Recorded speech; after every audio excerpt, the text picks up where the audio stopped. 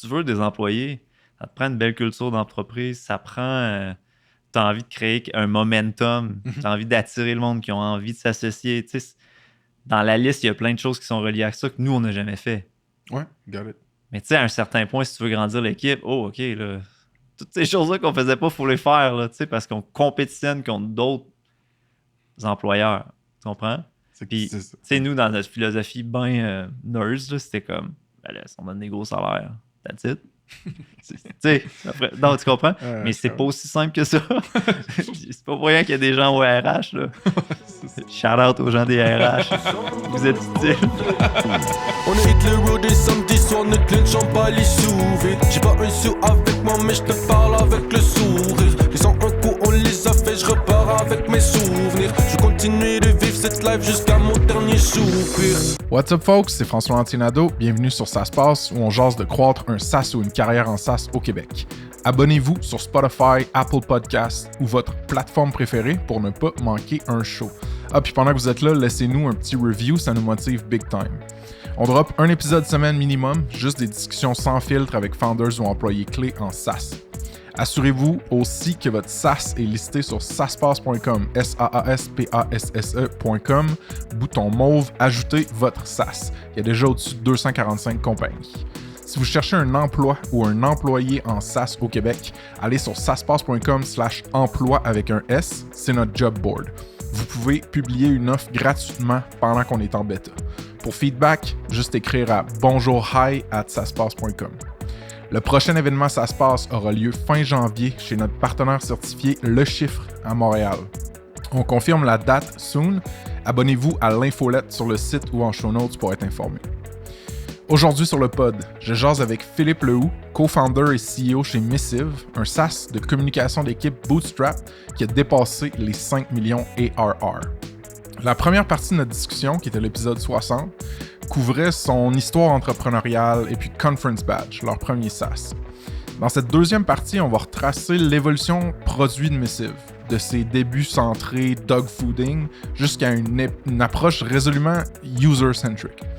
On va couvrir aussi plein de trucs comme transcender les blessures physiques et barrières psychologiques, gérer le feedback client en maintenant une vélocité de release élevée, comment leur premier SaaS, qui était profitable et presque sur l'autopilote, leur a acheté patience et temps pour Missive, concurrencer des géants financiers avec une équipe réduite de 3 cofondateurs, comment les décisions, l'acquisition et le pricing fonctionnent chez eux. Tu sais, côté croissance, produit et équipe, Missive sont vraiment à une croisée des chemins charnières. Il y a beaucoup à apprendre, je pense, dans ce show pour les entrepreneurs et opérateurs SaaS. Ah, puis Phil nous fait aussi un bon mea culpa sur l'importance des équipes RH en business. Alright, on passe au promo d'abord, ensuite au show. Petit segment Grip, l'agence de SEO pour SaaS qu'on a lancé. On a commencé à travailler sur notre premier client. Le deuxième débute en janvier, puis on a des leads intéressants pour la suite. On a de la place pour 3-4 clients pour l'instant, mais on considère onboarder un junior en SEO pour augmenter la bande passante. Donc, si vous connaissez un padawan prometteur, ou si vous avez envie de croître organiquement via le SEO, glissez dans mes DMs LinkedIn ou écrivez-nous à hello@gripgrowth.co. Fait que c'est hello@gripgrowth.co. OK, la job du mois, ça se passe. Pour novembre, la job du mois, ça se passe chez Missive, une app de gestion des communications collaboratives. Tous vos échanges d'équipe peuvent vivre dans l'app, courriel, chat, SMS, DMs, puis plus encore. Missive sont à la recherche d'une personne au Customer Success. C'est une petite équipe de produits élite dans une compagnie hyper profitable avec une forte croissance. On a utilisé Missive chez Snipcart, on continue de l'utiliser dans notre agence Grip aujourd'hui et même chez Ça se passe. C'est de la bombe comme produit et poste à combler, sautez là-dessus. Si vous ou une personne dans votre réseau avez le profil, cliquez sur le lien Job du mois dans les show notes ou allez sur saaspasse.com/lajobdumois sans tiret. Vous allez trouver aussi une entrevue sur la culture de l'entreprise et la nature du poste avec Philippe Lehoux, cofondateur et CEO. Si vous voulez commanditer une des prochaines jobs du mois, genre celle de janvier, écrivez-nous à bonjourhi@saaspasse.com ou mes DMs LinkedIn. OK, Spotlight partenaire. Pour novembre, le premier service SaaS en Spotlight, c'est Baseline, une firme d'accompagnement et d'implémentation en intelligence artificielle. Baseline, ils ont aidé plusieurs PME et SaaS à prendre le contrôle de leurs données et à intégrer des solutions d'intelligence artificielle pour prendre les meilleures décisions produits et commercialisation. Ils ont une approche no bullshit, ils sont pas mariés à l'IA pour régler des problèmes, ils comprennent vos enjeux d'affaires, rendent vos données actionable, puis ils vous proposent des solutions incrémentales, le tout en vous rendant autonome. Fait qu'il y a souvent plusieurs subventions pour travailler avec des pros dans le domaine, donc il y a moyen de pas exploser son budget. Regardez l'entrevue avec David Beauchemin, cofondateur, qui est dispo dans les show notes sur saspace.com/partenaire avec un S/baseline ou sur notre channel YouTube. Check them out sur baseline.québec, il y a un contact form direct sur la homepage. Vous pouvez aussi glisser dans les DMs de David Beauchemin sur LinkedIn. Si vous voulez l'histoire et les exemples concrets de David, il est venu sur le pod comme guest, épisode 41. Écoutez ça. OK, deuxième Spotlight partenaire pour novembre. Le service pour SaaS en Spotlight ici, c'est Paragon, une équipe de consultation numérique accréditée PCAN, un programme de subvention fédérale super intéressant pour les SaaS. PCAN offre d'abord un 15 000 $ gratuit pour de l'analyse de vos processus d'affaires numériques. Fait que Paragon vous accompagne là-dedans en identifiant les processus à améliorer dans votre business. C'est vraiment une occasion en or d'adresser les flows et les process suboptimaux dans votre SaaS. Ensuite, PCAN donne accès à un 100 000 $ de prêt de la BDC à 0% d'intérêt sur 5 ans. Fait que c'est du capital vraiment intéressant pour faire passer votre business au next level. L'équipe de Paragon est dirigée par un fondateur SaaS d'expérience, François-Xavier Raté de Bloc Solutions. Ils ont déjà aidé plusieurs entreprises à moderniser les processus d'affaires comme comptabilité, finance, gestion client, marketing, vente, opérations internes et plus encore. Pour plus de détails, regardez l'entrevue vidéo avec François-Xavier qui est dispo dans les show notes sur saspace.com/partenaire avec un S/Paragon, P-A-R-A-G-O-N-E et sur notre channel YouTube. Pour booker un appel d'intro gratuit et rapide avec François-Xavier, cliquez sur le lien de booking dans les show notes ou sur la page partenaire. Si vous voulez entendre l'histoire et la vision de François-Xavier, il est venu sur le pod comme guest, épisode 50, écoutez ça. Alright, on passe au show, let's go!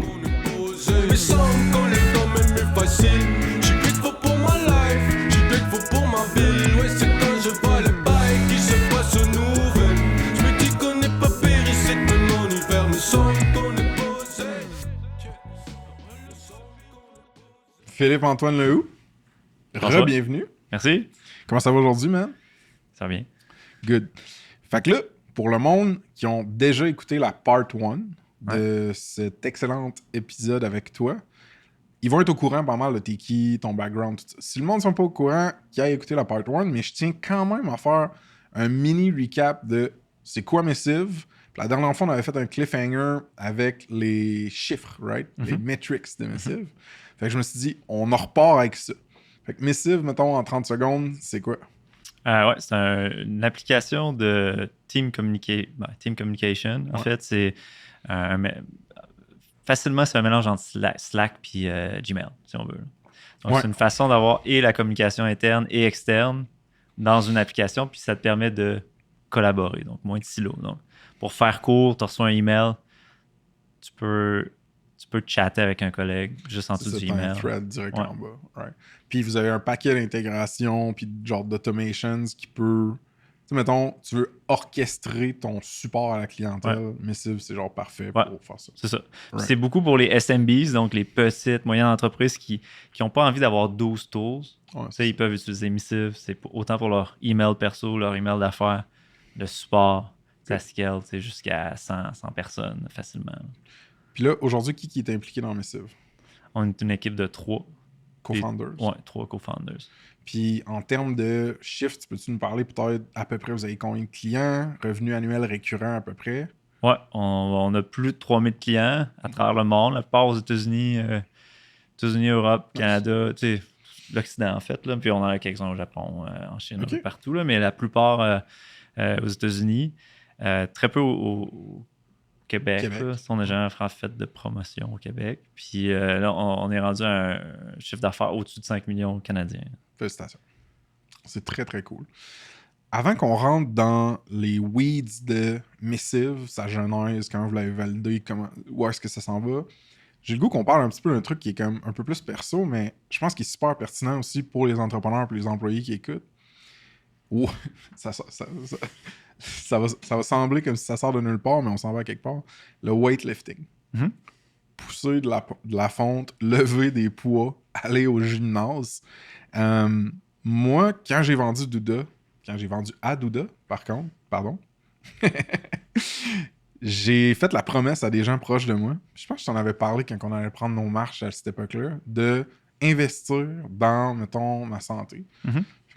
Entre autres, ça passait par me pogner un coach privé et me dire « Hey, j'arrête de juste me dire « Je suis brisé, j'ai des blessures, nanana, je retourne au gym puis j'essaye pour de vrai. » Mhm. Puis l'impact que ça a eu sur, mettons, ma santé mentale puis mon énergie en général, ça a vraiment beaucoup, beaucoup aidé le reste de ma carrière. Puis aujourd'hui, je continue d'y aller, tu sais, 4 fois par semaine.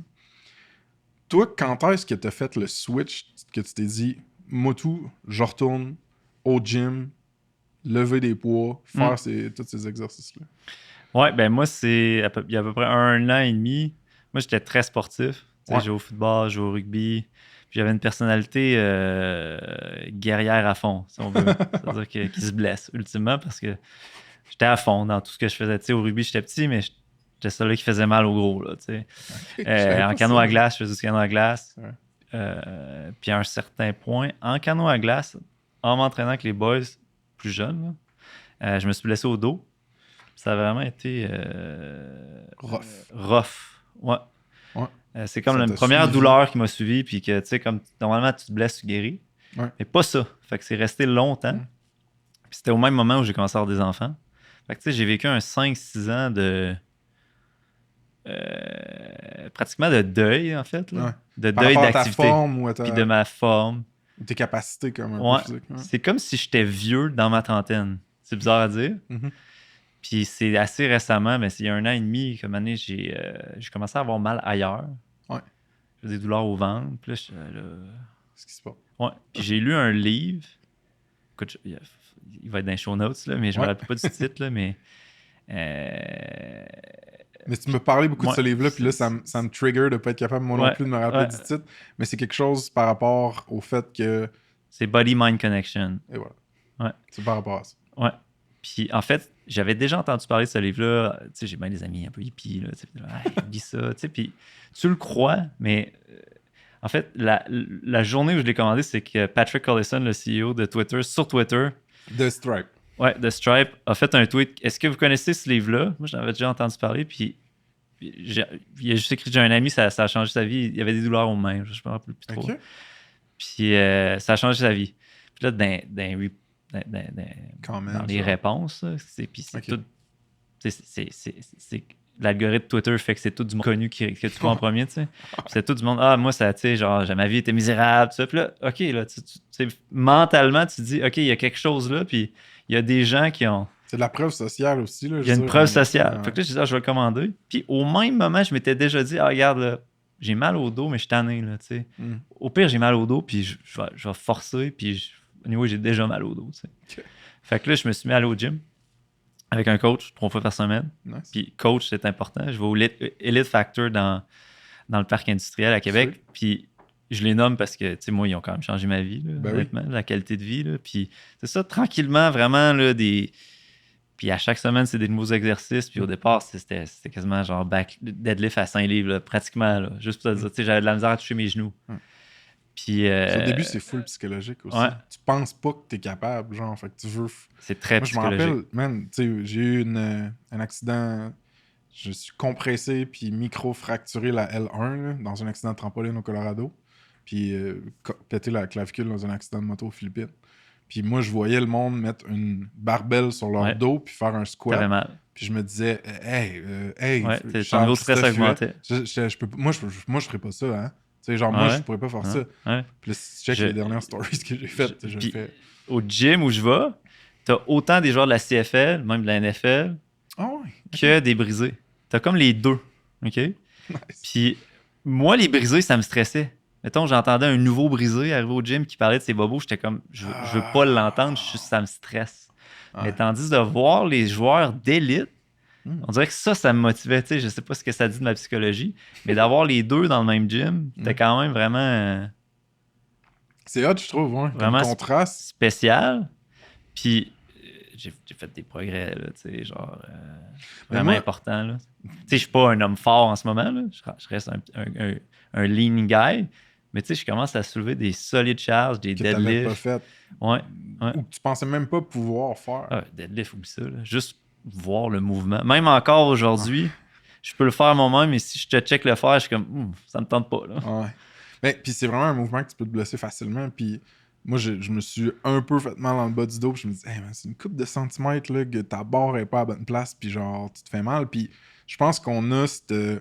C'est que la blessure là, que tu t'es faite au dos, que je me suis faite au dos puis à l'épaule, tout ça, elle est pas juste physique, elle est comme psychologique. Oui, clairement. Tu internalises que t'es brisé, que t'es blessé, que t'es faible de cette place-là. Fait que... Puis moi, c'était justement Charles-Christophe Huet, mon coach au gym Hyperactif, qui m'avait dit dans un party random, dans le temps que je faisais encore le party, d'autres, c'est de la bullshit ce que tu dis, là. Moi, tout, je me suis pété telle affaire dans le dos, puis genre, c'est plus de musculature puis de force qui va te renforcer, qui va te rendre plus fort, qui va te guérir, c'est pas rien faire puis juste t'étirer puis... Ouais, mais c'est aussi d'arrêter d'avoir peur de faire les mouvements. Parce que ça, c'est ça, le cercle vicieux, il est là parce que mentalement, t'arrêtes de le faire. Puis après ça, le corps, lui, il est déshabitué de le faire. Fait qu'évidemment, ça fait mal. Exact. Évidemment, ça fait mal. Puis pendant longtemps, les 6 premiers mois, j'avais mal au dos après. Là. Là, c'était comme, j'avais beaucoup de sueur froide. Je pouvais être dans mon char, puis je disais, ah non, ça y est, là, j'en ai pour un mois, je pourrais pas retourner. Puis là, je m'étais dit, tout ce que je me disais, c'était, OK, man, si tu y retournes en rampant, tu y retournes pareil, man. C'est genre, peu importe si t'as mal, puis ça fait longtemps que j'ai pas été. Au départ de ma blessure, genre, j'étais couché dans le salon, puis je broyais, là, littéralement. Là, mais là, ça fait longtemps, mais j'ai toujours eu peur de retourner là. Puis là, je m'étais dit, regarde, même si je retourne là, je vais au gym pareil. Je ferai des biceps. Tu comprends? Je comprends. L'habitude, puis le commitment. Puis tu sais, au final, en fait, je me suis rendu compte, toutes les fois que j'avais mal, 2 jours après, j'ai plus mal. Puis là, je me suis mis à jouer au deck hockey. Genre, j'aurais jamais joué au deck hockey il y a 2 ans. Parce que c'était comme, tu ne contrôles pas ton environnement. Puis là, au début, j'avais mal au dos, même avant d'arriver au deck. Je jouais ma game, j'étais là, je joue à fond. Maintenant, je le fais, puis on verra. Puis après, t'as un petit peu mal, le lendemain, t'as plus mal. Tu sais? Mais en tout cas, c'est pour dire que oui, mais le livre, on va le mettre dans les show notes parce qu'il y a quelqu'un qui a de la douleur chronique, là, genre, je vous le recommande. Puis même tu le lis, puis des fois tu fais c'est trop là, c'est trop gros là.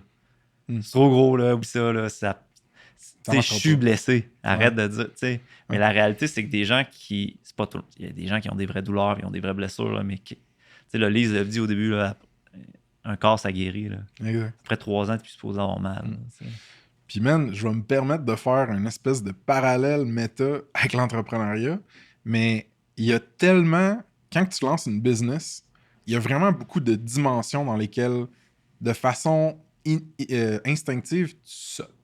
Genre, que t'as pas l'instinct, le réflexe, l'expertise d'être, mettons, pour moi, technique. Un programmeur, faire rouler du code, whatever. Pour toi, peut-être, au départ, t'avais pas nécessairement l'instinct marketing. Tout, parce que je suis pas un bon technique, mais je suis pas un bon marketing. Tu sais, je suis un bon généraliste. Excellent. C'est que je suis poche dans tout. Non, mais pour vrai.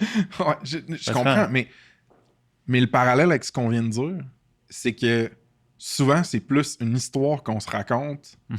Puis que si on accepte de sock pendant un bout, mais qu'on commit à, je sais pas, tu sais, mettons, pour moi, si j'avais voulu pour vrai améliorer mes chops en design, genre, ben, si je l'avais fait, puis j'avais commit, souvent, tu commences, tu sais, tout ce que t'as, c'est du temps, du commitment, de l'énergie, t'as pas nécessairement le cash. Fait que je pense pas que tu veux nécessairement devenir bon dans tout ce qui t'es pas bon, mais je pense pas que tu devrais te compter l'histoire que tu ne peux rien faire dans lesquelles t'es pas naturellement bon. Puis moi, je me l'ai compté longtemps. On va pas faire de deuil. Là. C'est pas, exact. C'est pas parce que j'ai pas fait ça à... Maintenant, je suis à 39, là, mais avant, je me disais, à 28 ans, j'ai pas fait ça, que je peux pas le faire dans le futur. Tu sais. Exact. Puis j'ai longtemps vécu avec... Moi, j'ai toujours voulu être entrepreneur. J'ai toujours voulu être dans le web. Tu sais. Puis au début, ça marchait pas trop. Là. Puis, je me disais... Puis tu check, j'ai cet âge-là maintenant. Man. Check, il y en a plein qui ont déjà eu du succès. Tu sais. Puis ultimement, tu utilises ça comme du gaz pour te motiver, là, mais... Ou des excuses pour rien faire, ça dépend. Ouais, c'est ça, ça dépend t'es qui. Moi, ça m'a toujours motivé. Mais, tu sais, je pense que la plupart des entrepreneurs ont des personnalités quand même assez similaires. Là. Puis, tu sais, dans le livre, dont je ne me rappelle pas le nom, mais il parle que, ce livre-là s'adresse à des gens spécifiques qui ont une certaine personnalité. Okay. Puis, tu sais, quand j'ai lu la page sur les personnalités, je suis OK, c'est moi, là, tu sais. Ah ouais. Tu sais, high achiever, émotif... très dur envers lui-même. Tu sais, fait il y a beaucoup de choses qui me parlaient dans ce livre-là. Puis en tout cas, il y a 2 ans, j'ai aussi consulté un psy pendant peut-être 6 mois. Puis ça m'a pas tant aidé. Intéressant. Comparé à lire ce livre-là, aller au gym, J'avais pas besoin de cette introspection-là. Moi, je la fais déjà tout le temps. Je me parle quand je marche dehors, tu comprends? Fait qu'aller me parler devant le psy, je le fais déjà tout seul, quand je marche. Ouais, peut-être, en tout cas. Je veux pas rentrer dans les weeds, là, mais dans mon cas, ouais. J'avais plus besoin de... Ben, je pense que c'est le mouvement, l'action qui t'a amené des résultats concrets, puis pas juste une discussion. Parce que, tu sais, même moi, là, mettons, quand j'ai des rencontres avec mon psy, là, je peux bien comprendre quelque chose. Ah oui, là, je fais de l'hypervigilance alors que j'ai pas besoin d'en faire, mettons. Mais si je l'applique pas ou je change pas de comportement ou il se passe pas de quoi de nouveau, tu comprends, ça reste de la discussion du théorique. C'est genre cool de le savoir, mais c'est pas réglé. Fait que ce que je trouve hot, justement, avec... Tu sais, souvent, je pense que c'est ma soeur, une athlète internationale, puis on parlait avec ma mère, puis elle disait « Movement is medicine ». Puis tu sais, ça, c'est vraiment un truc qui, en plus, c'est les mêmes lettres, là, ça sonne bien, puis ça se rappelle. C'est vrai, « Movement is medicine ». Puis même en business aussi, dude. Ouais. C'est-à-dire que c'est pas la paralysie décisionnelle, c'est pas être immobile, rien changer parce que t'as peur qu'il va faire... traverser ta business à l'autre niveau ou... Non, c'est de prendre des décisions. Movement is medicine. C'est comme ça qu'on grow, tu sais. Fait qu'en tout cas, notre gros intro par rapport... Je sais pas si c'est intéressant. Ben oui, man. On parle de ce qu'on veut, là. C'est pas... Fait que j'ai le goût d'enchaîner d'autres avec une confession qui est, au départ... Ça fait combien de temps, Missive, là? C'est genre... Premier commit 2014. Mais tu sais, projet sérieux plus 2015, on a lancé en 2016. OK. Ouais, c'est ça, parce que moi, ça faisait une couple d'années chez... Bon. La première fois que vous m'avez dit, puis que j'ai entendu parler de Missive, on fait ça. C'est comme un email client collaboratif. Puis tu sais, dans le fond, tu peux chatter en dessous de tes emails. Puis c'était comme ça la prémisse initiale. Puis nous autres, ça nous aide à communiquer à l'interne. On va commercialiser ça. Je me rappelle m'être dit, je suis convaincu que ça fonctionnera pas, tu sais. Ouais. Puis la raison pour laquelle je m'étais dit ça, c'est j'ai 2 outils qui dominent dans le marché puis qui ont une espèce de hold sur les habitudes de travail dans le web tellement forte, Gmail, Slack. J'étais comme, je ne me vois pas migrer de ça. Je me vois pas d'enquiler un ou les deux pour aller dans mes... Tu sais, j'étais comme, man, tu te bats contre une force très présente dans le marché. Puis je pense que j'étais naïf à l'époque. Je comprenais pas, premièrement, le concept de un marché, c'est plein de pointes de tarte, puis des fois, t'as besoin d'une toute petite pointe de tarte, une niche, puis comme, Chris, tu peux avoir des millions ailleurs. Juste 3000 clients, là, tu sais. Juste à Québec, il y a plus que 3000 business, tu sais. Juste à Québec, là. Exact, c'est ça. Il y a rien que 3000. C'est ça, mais c'est parce qu'on fait tout le temps l'espèce d'erreur de faux pas mental de associer à l'affaire qu'on connaît le plus, puis le comparer là, puis avec mes cibles, je pense que j'avais juste pas la maturité entrepreneuriale de voir ce potentiel-là. Fait que je me suis un peu, comment dire, fourré. Parce que ce que je trouve le plus ironique dans cette histoire-là, Phil, c'est que genre, un moment donné, on est allé vous voir avec Snipcart, puis on a dit, bon, là les gars, ça nous coûte je sais plus combien de milliers de dollars avec Intercom par année. C'est bien cool, mais à chaque fois qu'on se dit, on pourrait utiliser cette feature-là de plus, oh wait, c'est un produit en soi dans Intercom qui est 400$ de plus par mois. Puis là, à un moment donné, c'est comme, tu sais, on est bootstrap, là, genre, là, lancer de l'argent dans du software, je veux bien, mais... Puis on vous avait approché, puis on a dit, Chris, vous en avez des case studies de monde qui gèrent tout leur customer support sur Missive. Puis finalement, ben, lo and behold, les gars ont passé du temps à implémenter Missive dans Snipcart. Ils ont développé une intégration custom qui parlait avec notre BD, qui fetchait de l'info client, puis qui nous montrait ça tout dans Missive. C'était malade. Puis on a fait le switch, puis la quantité de cash qu'on a économisé, puis on avait fait un case study à l'époque. Fait que, premièrement, j'avais pas raison. Puis je trouve que le produit a vraiment shiné. Mais ce qui m'intéresse, c'est que j'étais pas tout seul à hésiter ou à avoir des doutes quand l'espèce de jeunesse de Missive commençait. Vous, comment venait d'où votre confiance, votre certitude? Avez-vous validé le marché? Avez-vous parlé à du monde? C'était-tu du dogfooding, tu sais? Tu sais, on en a parlé, je pense, dans l'autre pod, là, tu sais, il y avait Conference Badge qui financièrement était un produit terminé, complet, puis qui marchait quand même bien et qui permettait de payer les bills. Puis nous, Missive, en fait, évidemment, tu as toujours l'objectif que ça fonctionne économiquement. Ouais. Mais au départ, l'objectif, c'était de faire un produit cool, le fun, qu'on a envie d'utiliser. Ah, OK. Puis ça, on savait qu'on pouvait le faire. T'sais, on savait qu'on pouvait faire quelque chose de bien pour nous. Puis je sais pas si on est naïf, mais on se disait tout le temps, il y a bien quelqu'un qui va vouloir l'utiliser à un moment donné. Tu sais. Ok. Fait au départ, c'était la philosophie. Fait que, tu sais, quand le monde disait, tu sais, le monde, ils vont jamais te dire en pleine face, je crois pas à ton affaire, là, tu sais, mais tu le sens tout le temps, là. Ouais, puis, tu sais, moi, c'est pas mon genre d'essayer de te convaincre, là, tu sais, c'est comme, on change de sujet, là, tu sais. Mais on a quand même tout le temps eu une forte impression intérieure que ça allait fonctionner, tu sais. Fait que, puis, tu sais, oui, à un certain moment, tu fais un produit bon, c'est le fun, puis tu l'aimes, mais après ça, les gens veulent pas nécessairement payer pour, là, faut que tu te mettes à les écouter, bon, qu'est-ce qui manque, à quoi ça peut servir Missive, dans quelle situation, puis là, il faut que tu commences à écouter tes clients, puis là, tu l'améliores, puis tu fasses des choses, tu sais, il y a des choses dans Missive que j'aurais pas fait, mais que j'ai fait au final parce que c'est ce que le monde voulait, là, tu sais. Puis ça, je suis turbo curieux à propos de ça, parce que la compréhension que j'ai, c'est le set de problèmes initiaux que vous aviez. Vous aviez probablement déjà en tête le set de fonctionnalités initiales qui faisait que, genre, hey, pour le pain que nous, on sent et qu'on veut overcome, c'est à peu près ça qu'il faut builder. Ouais. Mais là, tu commences à avoir un peu de traction, il y a une couple de referrals, de clients qui réfèrent. Puis là, il y a du monde qui disent « Yo, non, moi, j'aurais besoin de ça aussi, puis ça aussi, puis ça aussi. » Puis je le sais que vous avez toujours été fort sur écouter les clients, parler avec des clients, avoir cette voix-là qui est tout le temps là puis qui influence votre roadmap. Comment tu faisais pour dire non à de quoi, mettons? Au départ, on disait... non, il y a des choses où on disait non, mais on disait pas non à grand-chose parce que, tu sais, au départ, tu sais, nous, on faisait un email client. Là. Tu sais, des features dans un email client, il y en a, là, tu sais. Fait que, tu sais, avant d'avoir la surface complète, c'est-à-dire de faire le minimum que le monde veut, tu sais, il fallait toujours dire oui, là. C'est bon. Est-ce que ça snooze? Non. Est-ce que... on va le faire, tu sais. Est-ce que je peux automatiser des actions? Non. Ben là, on va faire un rule engine. Est-ce que je peux envoyer un email? Je peux-tu travailler la nuit, mais envoyer mes emails le matin? Non.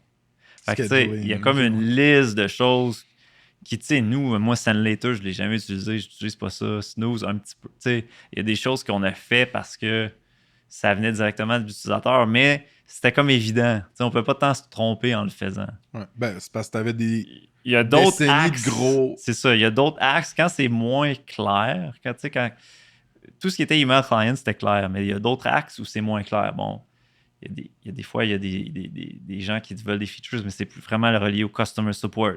OK, mais qu'est-ce que tu veux faire avec? Tu sais, dans le fond, tu as peut-être besoin d'un helpdesk. Parce que nous, le poids de notre customer base, si on faisait que l'écouter, on deviendrait un helpdesk. 100%, OK, ouais. Puis on perdrait les avantages qui font que, tu sais, au départ, il est intéressé d'utiliser. Fait que, tu sais, il faut rester...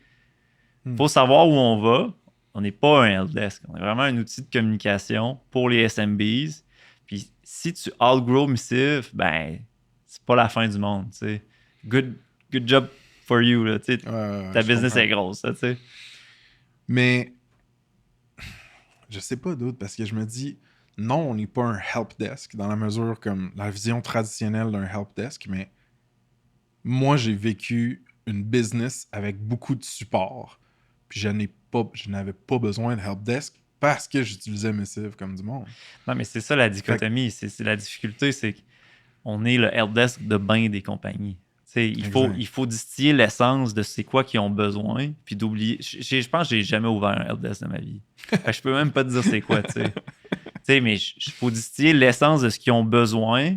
Puis, évidemment, là, chaque business a besoin de choses différentes. C'est que c'est dur. Moi, à tous les jours, la moitié de mes emails, c'est « Hey, imagine si Missive fait ça. » Je trouve, ouais, c'est cool, mais il faut comme trouver une façon gentille de dire « Ben, pas à court terme. Là. C'est une bonne idée que tu me donnes, là, mais tu sais, je peux faire des millions de choses demain matin. » Fait que, tu sais, c'est...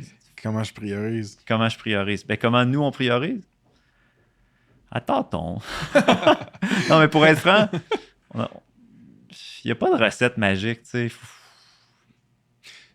Dans le temps, ça change.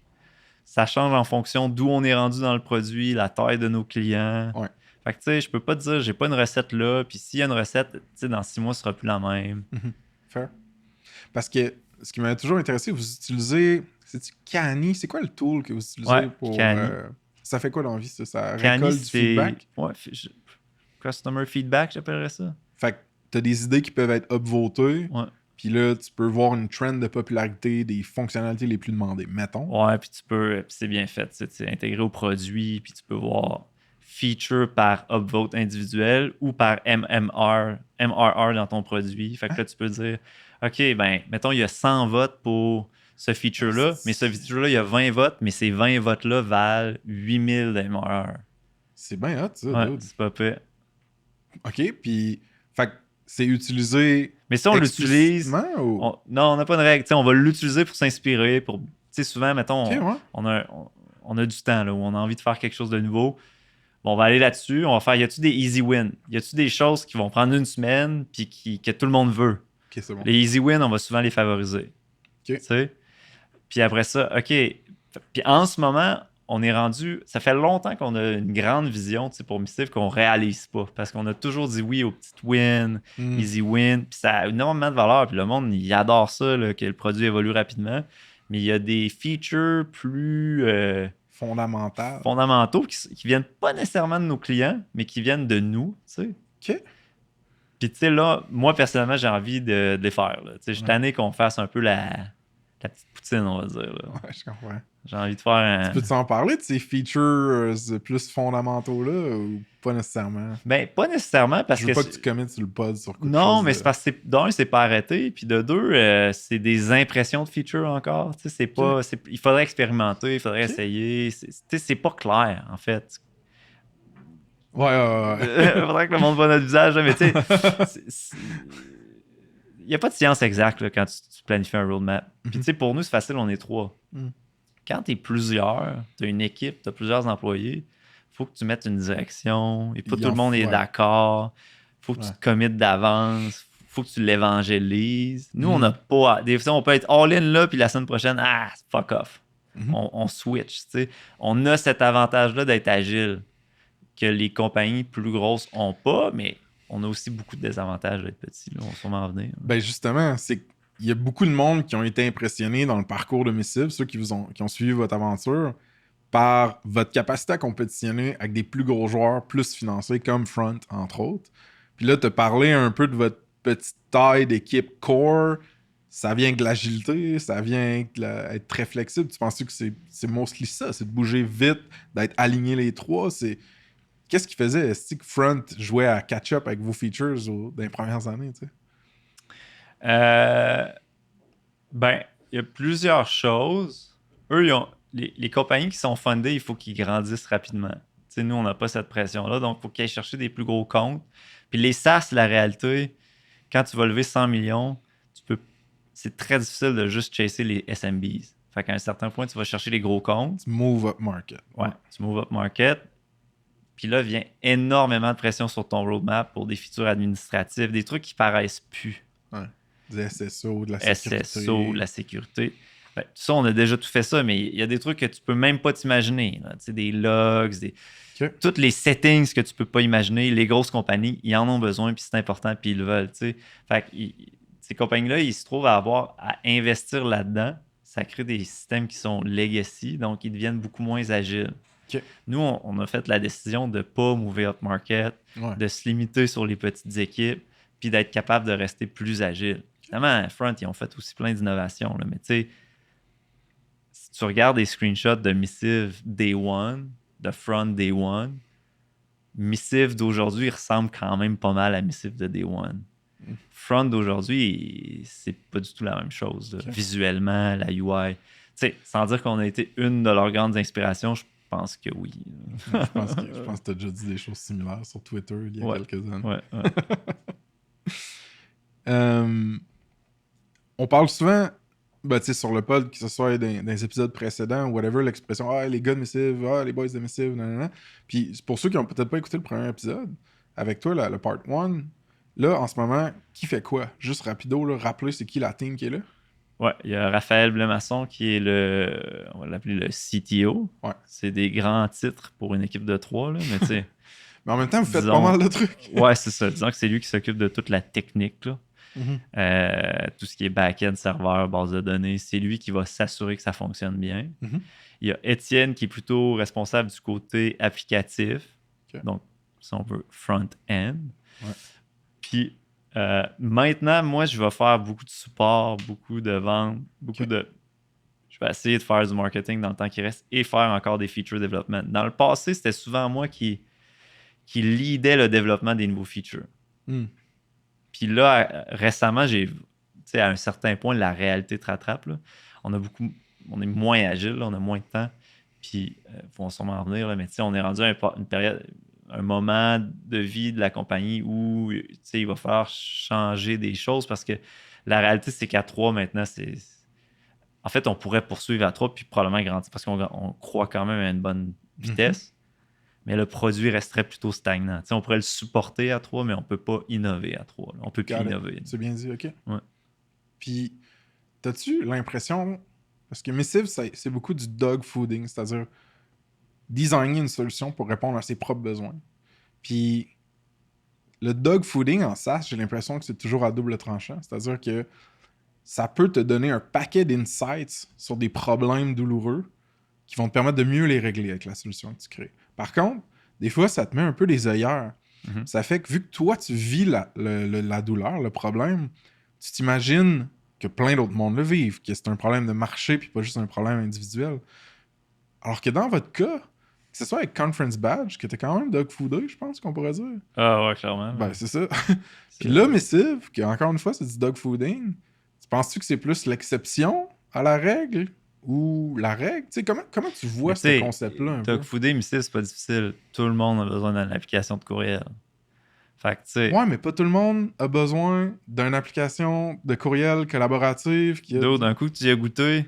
Tu sais, moi, non, mais pour être franc, je considère que on est pourri en marketing, mais tu sais, puis je considère que France, c'est une compagnie qui a énormément de succès, puis on choisit la tangente customer support. T'sais, c'est vraiment ça leur main use case ou logistique, là, boîte de courriel pour des compagnies de logistique ou tout ça. Moi, je pense qu'il y a un potentiel énorme chez les SMBs pour être... La réalité, c'est que tout le monde gère tout dans ses courriels encore en 2023. La plupart des gros projets, la plupart des discussions importantes, oui, c'est SME un petit peu sur LinkedIn, Twitter, tout ça, mais la réalité, c'est que les emails, c'est core. Fait que l'idée d'avoir une plateforme qui centralise ces communications-là, c'est un peu ce que Slack veut faire avec les millions d'intégrations. Pour moi, la UI de Slack qui a changé récemment, je n'ai pas réessayé, mais est très limitative. Là. Les channels, chat infini, c'est difficile. L'avantage du UI d'un email client, c'est que c'est une infinité de conversations. T'sais. Fait que tu peux utiliser des labels. Tu peux avoir des conversations surtout avec des clients à l'interne. Tu peux les labeler. Fait que pour nous, l'ambition, c'est que ça devienne le dashboard. Que c'est la première chose que tu checkes en arrivant au bureau. C'est la dernière chose que tu checkes en partant du bureau. C'est déjà un peu ça, les emails. C'est simple. Ben, pas pour tout le monde, tu vas me dire, mais... nos clients, nos users, c'est des fans. Nous, on est tout le temps un peu, parce qu'on est très dur envers nous-mêmes. Fait qu'on est particulièrement moi. Puis les gars, me l'ont dit des fois. C'est pas vrai que ça soque. Là, mais non, mais moi, je vais souvent dire de faire ça. Là, c'est pas bon. Là, ou, OK. Puis la réalité, après ça, tu parles avec un client, puis il dit « Missive, c'est le seul produit que je pourrais pas ditcher. » Mettons, je paye pour 50 SaaS en ce moment. C'est la seule dans mon stack que je veux absolument pas qu'on perde. C'est pas rare d'entendre ça. Pour 5 minutes. Parce que ce que je trouve cool avec ce que tu dis, c'est que justement, tu me dis, ben oui, c'était notre propre problème, mais tout le monde utilise l'email, puis tout le monde a certains issues avec l'email. Mais il y a peu de gens qui ont le courage d'aller dans une solution généraliste. Exact. Nous, ça nous a pas fait peur parce que d'un, économiquement, on avait Conference Badge qui payait des bills, tu sais. Fait qu'on se cherchait un playground technologique, le fun, dans un domaine qui peut avoir de l'ambition. Tu sais, puis au départ, on voulait peut-être faire YC, Y Combinator, fait qu'on se disait, tu sais, c'est un projet ambitieux. Ça a marché? Ça n'a pas marché. Non. T'as chié le pitch? Ben, on a été là-bas, là. T'es allé à SF faire le pitch? 3 fois, je pense. Avec Conference Badge. Une fois avec Conference Badge, 2 fois avec Missive, je pense. 2 fois avec Missive, ouais. Parce que tu te disais, je pense que tu l'as dit dans le part 1, mais si je pourrais avoir de la dilution un petit peu, puis d'autres gens impliqués dans ma business. C'est comme un MBA, là, YC, là, puis particulièrement à l'époque où on appliquait, là, aujourd'hui, ça a plus l'air d'une usine, là, je pense. écoute, je suis sûr qu'il y a encore full avantage d'y aller, là, mais le feeling que j'ai aujourd'hui, étant plus vieux aussi, c'est moins pour nous. Mais à l'époque, c'est un MBA. Tu vas être entouré de gens qui ont de l'ambition, qui ont des expériences. C'est sûr que ça va... C'est sûr que si Missive avait fait YC, on serait pas à la même place. Là. Parce que je pense que dans le succès des entreprises YC, il y a beaucoup de YC. T'sais, évidemment, ça prend des fonds. Nous, on a la capacité de faire un produit. On a la capacité de parler à nos clients. Le domaine dans lequel on n'est pas bon, c'est le marketing, les ventes. La capacité de pusher pour la growth, à tout prix. Ça nous aurait été... Ça nous aurait été... ça fait partie de la recette là-bas. Ouais, là, je comprends. C'est intéressant, dude. Mais est-ce que je le ferais là? Je pense pas. Je pense pas. Mais parlant d'affaires que t'as pas faites. Ouais. En 2022, t'as fait un article qui avait quand même été populaire, là, puis j'avais bien aimé, sur tout ce que vous n'avez pas fait chez Missive, puis on le mettra dans les show notes. Fait que 2022, t'as fait un article qui était toutes les choses que vous n'avez pas faites chez Missive. Ça a été bien populaire. Moi, je l'avais lu, j'avais bien aimé ça aussi. Puis c'est juste comme une série de bullet points de toutes les choses que vous avez pas faites. Ça m'a pris une demi-heure à écrire. C'est mon post le plus populaire de tous les temps. Ah ouais? Nice. Puis il y a plein d'affaires là-dedans, right? Le fait que vous n'êtes pas à la YC. Le fait que vous n'avez pas jamais investi en paid ads. Pas de t-shirt. Pas de t-shirt aussi. On n'allait pas faire de conférences. On donnait pas de conférences. Exact. Ouais. Puis, je veux dire, la leçon de ce post-là, qui est intéressante à la fin, c'est que tu dis, je suis pas en train de te dire c'est toutes des choses qu'il faut pas que tu fasses. Non. Je suis en train de te dire, arrête de stresser avec tout ce que tu fais pas, puis focus sur les choses que tu fais bien. Ouais. Ben ouais, focus sur les choses. Nous, on s'est toujours dit, man, si on fait un bon produit, il y a minimalement quelques personnes qui vont devoir l'utiliser. Mais il y a du monde qui se sont dit ça, se sont plantés. Non, mais si je market un produit de merde, personne ne veut l'utiliser. Non, mais tu comprends? Ouais. Fait que, tu sais, pour nous, en voulant créer une business comme sur le long terme, on peut pas se tromper en travaillant sur le site de départ, la qualité du produit. Ouais. On peut peut-être retarder, peut-être qu'on va être moins gros qu'on l'aurait été. Ouais. Tu sais, moi, je pense qu'avec des meilleurs des meilleurs opérateurs, on est bon pour passer de 0 à 1, de 1 à, tu sais, clairement, on est encore 3. Là. Au niveau opérateur, on va repasser. Là. On a des croûtes à manger, puis... Ouais. Mais la question, c'était... Ben, la question, c'était c'était le blog post, ouais. Ouais. Mais en fait, là, c'est juste que tu as dit quelque chose sur lequel je veux double-cliquer, parce que je sais pas si je suis fondamentalement d'accord. Ou est-ce que tu as dit, on avait un peu une prémisse qui était, écoute, si on construit un Christy de bon produit, à un moment donné, quelque part, c'est sûr que quelqu'un va vouloir l'utiliser. Mais cette espèce d'attitude build it and they will come, là. Non. C'est différent, là. Non, mais dans le sens que nous, on a toujours écouté les users, là. C'est pas genre, on l'a buildé, on l'a construit dans notre cave tout seul. Puis après, on l'a sorti. C'est bon, fair. Focuser sur la qualité, c'est focuser sur ton client. T'sais. T'en as deux, t'écoutes les deux que t'as. Après ça, t'en as un troisième, t'écoutes les trois. Puis plus t'en as, t'essaies de voir le chemin commun entre chacun de ces use cases-là, puis d'investir dans ça. Puis c'est de plus en plus difficile, là, parce que en tant que solution généraliste, tout le monde te dit de pas faire ça. Là. Tout le monde te dit d'aller dans une niche, focuser sur un client. Ideal Customer Profile. Ouais, tous les acronymes que je connais pas là, en marketing. Nous, on n'a jamais fait ça, puis honnêtement, ça nous a toujours un peu levé le cœur, l'idée de s'asseoir puis de faire ces profils-là. Là. Non, mais c'est des mots forts, là, mais on est extrêmement focus sur que le client actuel soit content. On n'a jamais vraiment focusé sur les futurs clients. On a toujours focusé sur les clients actuels. Comment les rendre heureux, comment ils soient contents. Mais les premiers sont arrivés comment de bord, Phil? Premier. Ben c'est ça. Tu sais, je dis tout le temps on est poche en marketing, là, mais on n'est pas bon pour systématiser le marketing, mais on a quand même une intelligence d'être capable de distiller certains... Tu sais, comme le blog post, c'est un exemple. Ouais. Tu sais, on est capable de trouver le bon titre pour le mettre sur Hacker News puis ça sort. On est capable de faire quelques tweets des fois qui ont de l'attraction. On est capable de... Puis au départ, à certains moments, juste avec l'idée de Missive, c'était léché. Tristan avait fait un super travail. Le concept d'avoir du chat à travers l'email, c'était quand même innovateur. Les gens en ont le mot s'est passé. On a envoyé des cold emails à des gens qu'on pensait que ça pourrait être utile. T'sais, on a fait un petit peu de travail. Ça a été long. Là. Au départ, ça a été long. Au départ, c'était quoi? 10 clients. Je me rappelle encore mon frère, François. Salut François. Puis tu sais, quand t'es proche de quelqu'un, mon frère, je suis quand même assez proche de lui, puis on se voit souvent, puis ben, c'est ça, là. Puis ton chiffre d'affaires, ouais, là, on s'est passé de 220 à 240 ce mois-ci, là, tu sais, puis c'est ça pendant 2 ans, là. Ouais. Fait que, tu sais, c'est pas tout le monde non plus qui a la patience de... Mais nous, on est croyants. Ouais. Mais là, je change beaucoup de sujet. Inquiète-toi pas avec ça, mon équipe. Ben, je trouve ça intéressant, puis c'est vraiment une curiosité personnelle, mais te rappelles-tu de la première personne qui a mis sa carte de crédit dans Missive pour avoir une subscription? E.T. Téléphone de maison. Alright. Non. E.T., je me rappelle pas son nom de famille, mais E.T., c'est un avocat. OK. Puis lui, il a toujours utilisé perso, puis il paye encore.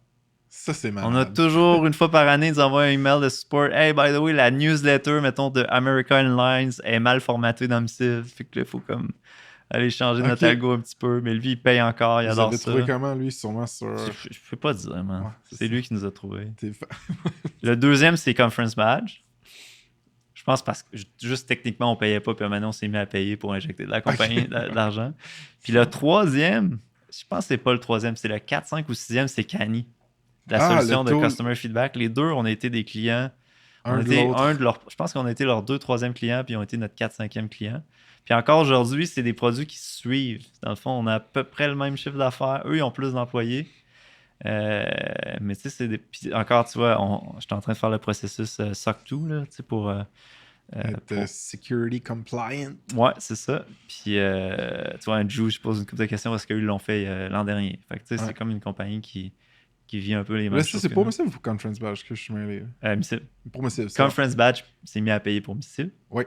Après ça, Canny, c'était le 4, 5e client, puis il est encore client aujourd'hui. Ouais, c'est hot, ça. On a énormément de clients du départ qui sont... Tu sais, nous, soit ça churn vite ou soit ça reste longtemps. OK. Ouais. Puis le monde qui churn vite, c'est pourquoi? C'est ça? Ben, c'est parce que, tu sais, un email client, il y en a qui préfèrent Superhuman, il y en a qui préfèrent il y en a qui vont switcher à Intercom. Ils sont en mode exploration, peut-être. Il y a énormément d'exploration. Tu sais, tu peux pas t'arrêter juste au monde qui... le monde qui churn, il faut que tu les écoutes. Ouais. Mais nous aussi, c'est parce que le monde churn parce qu'on n'a pas de trial. Donc, il faut que tu payes. Ouais. Puis si tu churn, on te rembourse. Là. Fait que, tu sais, souvent... Ben, vous avez pas une forme de trial avec le fait que ton historique est limité à genre 14 jours? Ouais, c'est ça. On a comme un mélange entre free plan très, très limitant. Puis, tu sais, si tu vas être plus que 2-3 dans ton org, il faut que tu payes. C'est ça. Souvent, c'est le cas. Là. Mais tu sais, on veut peut-être expérimenter avec ça. Probablement augmenter les prix pas mal. Parce que là, un petit peu plus tôt dans la conversation, tu m'as dit check, on s'est rendu loin à 3, mais clairement aujourd'hui, on se rend compte que la croissance ne pourra pas nécessairement être aussi rapide. On ne pourra pas amener Missive aussi loin qu'on veut, juste à 3. En fait, je pense que la croissance pourrait être très rapide encore à 3. C'est le produit en tant que tel. Autant ce qui nous motivait au début de faire un bon produit, c'est encore là en nous aujourd'hui. Puis on a moins le temps de pouvoir investir dans cette partie-là de la business. C'est-à-dire de le garder actuel. Tu sais, quand l'AI est sorti en décembre dernier, là, j'ai dit, gars, fuck off, c'est important. J'ai pas envie pendant 2 ans de recevoir 28 courriels par jour qui me disent que j'ai pas de l'AI. Tout vient de changer. Tu sais, il faut absolument supporter ça au plus vite. Puis c'était pas compliqué. C'est que, tu sais, on a mis... Moi, j'ai mis 3 semaines. Étienne, Raph ont mis 1 semaine après pour faire le review, tout ça, puis on a poussé ça, puis ça nous a servi beaucoup. C'est utilisé encore? Les AI d'AMC, c'est utilisé. Pour l'instant, Puis tu sais, on se diminue le risque dans le sens que, mettons, les AI, le gros risque, c'est de l'implémenter, puis ça te coûte une beurre en tant que startup. Puis le monde abuse de ton système, puis c'est payant. Nous, on a juste fait comme tu te fais ton propre compte OpenAI, tu mets ton API key, puis après ça, c'est parti, fais ta poutine dans le CIF, tu sais. Puis... Nice.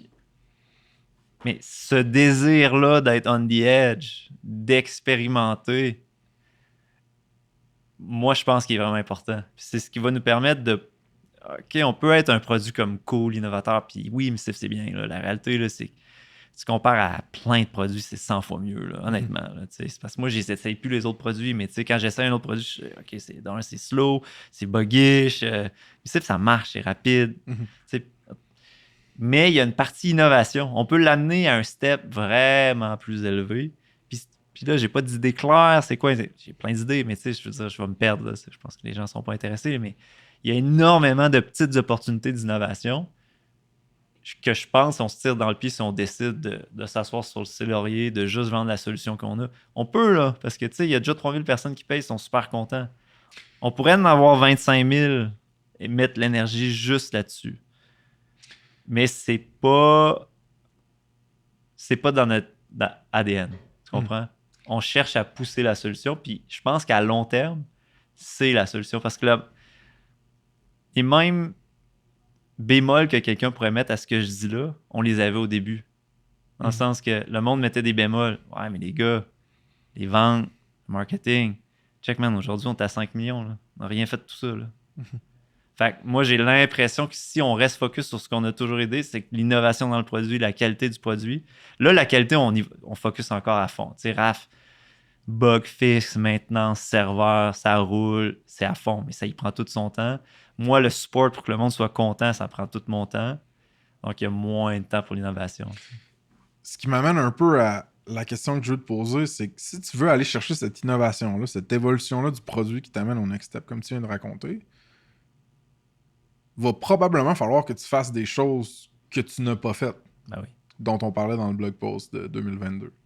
Ouais. Y a-tu ces choses-là que tu es capable de parler aujourd'hui? As-tu une idée de choses que, going forward, peut-être bien que Missive va faire X, alors que pendant 8 ans, je l'ai pas fait. T'sais. En fait, la liste dans le blog post, c'est probablement toutes des choses qu'on devrait faire. Il n'y a rien de négatif dans ces affaires-là. Non. Mais si t'avais à spotter... Tout ce qui est culture d'entreprise. OK, parle-moi ça. Si tu veux des employés, ça te prend une belle culture d'entreprise, ça prend... tu as envie de créer un momentum, tu as envie d'attirer le monde qui ont envie de s'associer. Dans la liste, il y a plein de choses qui sont reliées à ça que nous, on n'a jamais fait. Ouais, got it. Mais à un certain point, si tu veux grandir l'équipe, OK, là, toutes ces choses-là qu'on faisait pas, il faut les faire, là, parce qu'on compétitionne contre d'autres employeurs. Tu comprends? Puis, nous, dans notre philosophie bien nerds, c'était comme, ben là, on donne des gros salaires, that's it. Non, tu comprends? Mais c'est pas aussi simple que ça. C'est pas pour rien qu'il y a des gens au RH. Là. Shout out aux gens des RH. Vous êtes utiles. On a besoin de vous. Mais comment t'as appris cette leçon-là, ou qu'est-ce qui fait que tu me dis ça aujourd'hui?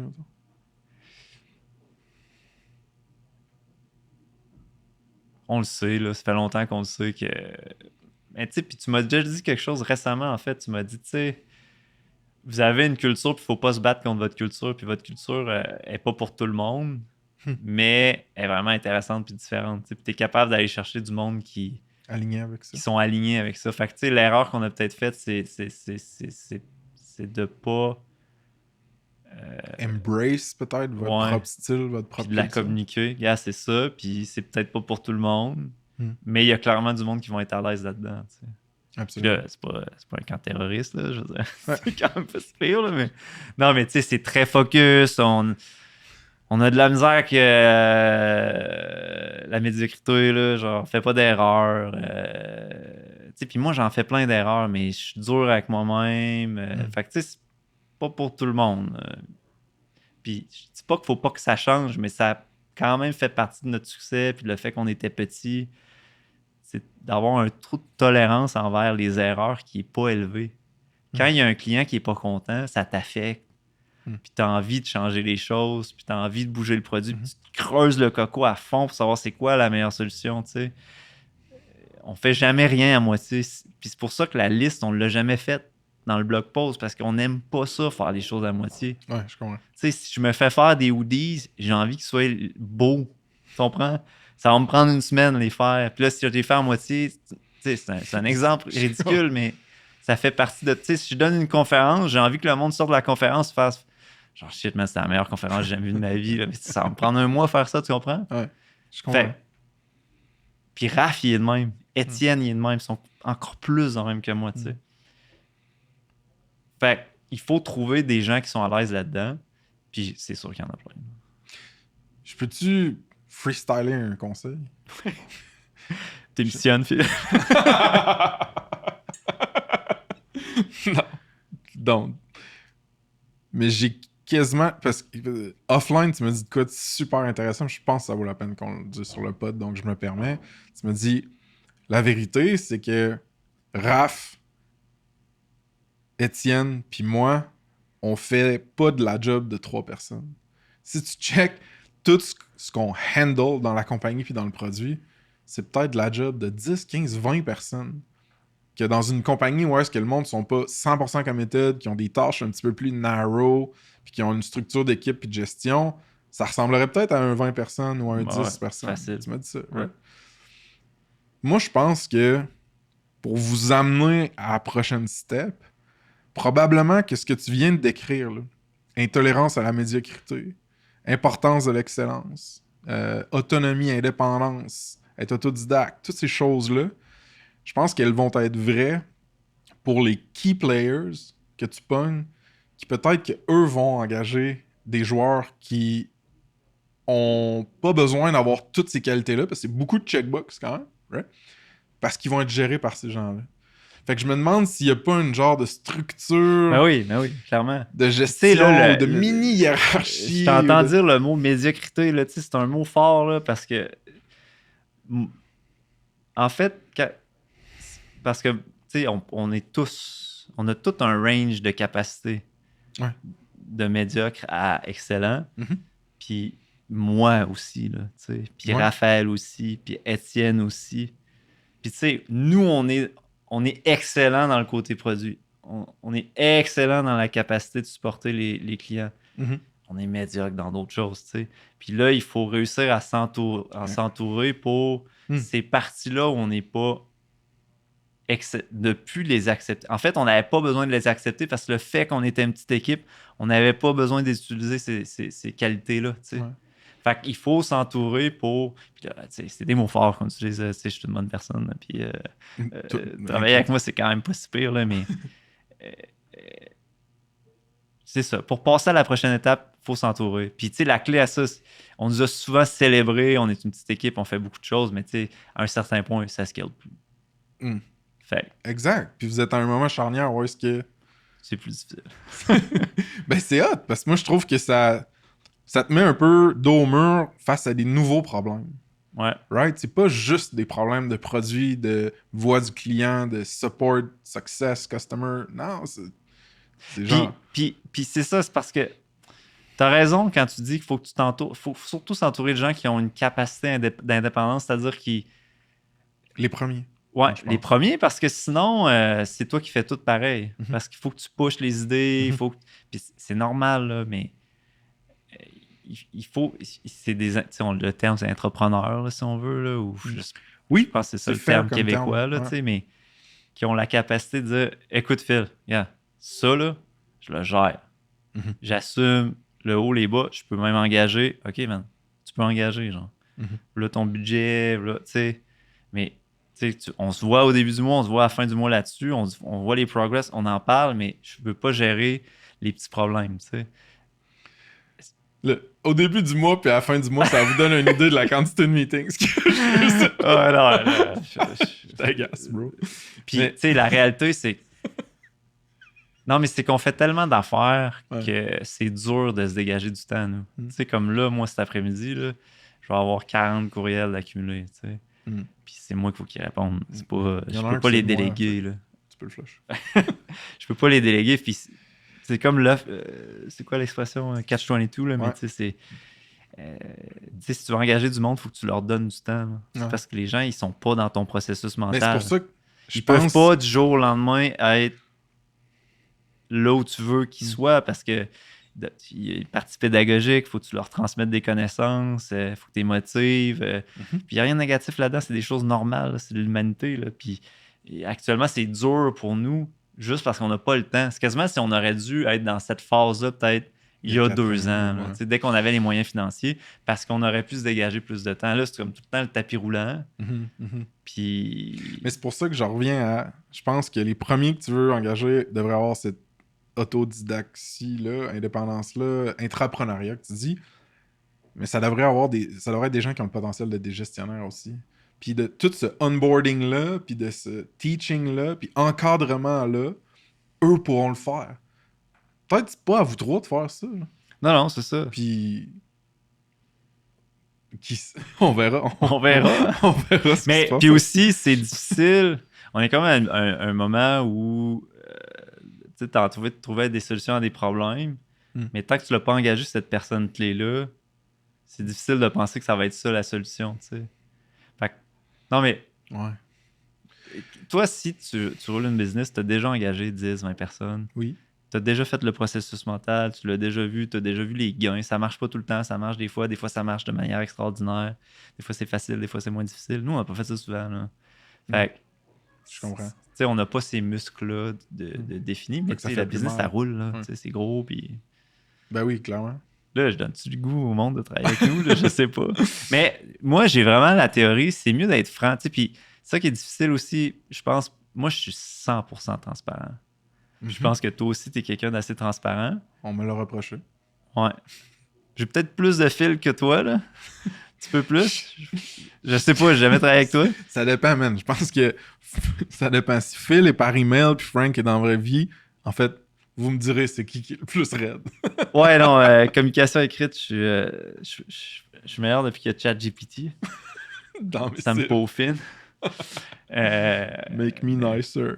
Anyway, désolé Étienne Raff, on voulait engager, je pense que j'ai ruiné toutes nos chances. Mais non, au contraire, dude. Moi, n'importe qui, si tu veux quelqu'un d'intrapreneur, il écoute, alright, c'est 3 dudes qui sont co-founders, qui se sont rendus à 5 millions d'ARR, qui a un produit qui est loved par leurs customers, qui écoutent leurs customers, le churn, le monde aime ça puis il reste longtemps. Tout ce que tu es en train de dire là, c'est shit, c'est un moment charnière pour venir intraprendre.